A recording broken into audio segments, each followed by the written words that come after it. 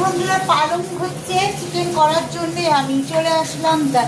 চলো তোমাদের দেখাতে থাকি কিভাবে করবো আজকে পালং চিকেন। চলো দেখতে থাকো।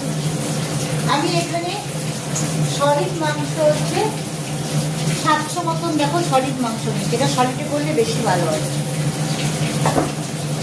আর এদিকে কড়াইতে আমি তেল বসিয়ে দিয়েছি, তেলটা আমার গরম হয়ে গেছে। ওর মধ্যে আমি তেজপাতা আর এখানে 3টে শুকনো লঙ্কা নিয়েছি। হ্যাঁ, শুকনো লঙ্কাগুলো আমি দুটো করে ছিঁড়ে দিচ্ছি। দেখো, এটা হচ্ছে ফোড়নে দিচ্ছি। আর একটু দিচ্ছি এর মধ্যে গোটা হচ্ছে জিরে।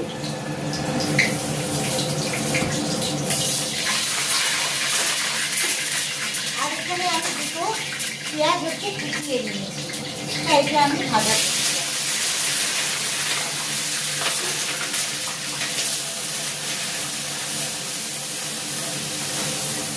পেঁয়াজটা একটু গোল্ডেন কালারের হলে আমি এর মধ্যে তোমার চিকেনটা দেবো।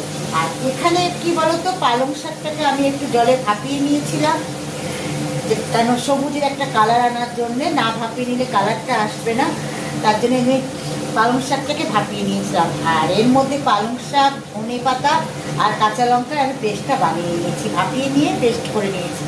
এর মধ্যে ধনে পাতা আর কাঁচা লঙ্কাও দিয়েছি, দিয়ে এটা পেস্ট বানিয়েছি। আর আদা রসুনটা আমি পেস্ট করবো। আদা রসুন টমেটোটা বন্ধুরা এখনো পেস্ট হয়নি, কেটে কেটে গুছিয়ে রেখেছি। তাহলে চলো দেখতে থাকো। দেখো, পেঁয়াজটা আমার বেশ গোল্ডেন কালারের হয়ে গেছে। দেখো, একদম গোল্ডেন কালারের হয়ে গেছে। এর মধ্যে এবার আমি চিকেনটাকে দিয়ে দেবো।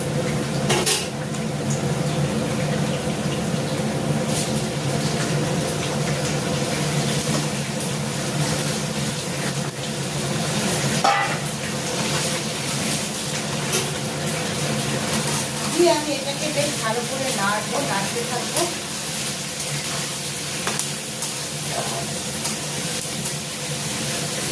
এর মধ্যে আমি একটু পরে নুন আর হলুদটা দিয়ে দেবো। আর এখানে পেস্ট করবো বলে দেখো, আদা রসুন টমেটো আর এর মধ্যে গোটা জিরে, ধনে, গোটা ধনে, এটাকে আমি একসাথে পেস্ট করে নেব। চলো দেখতে থাকো।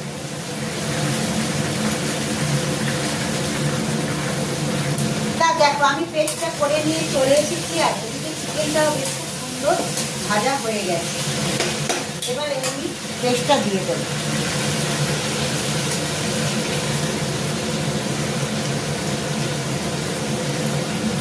তাই বাটিটা দিয়ে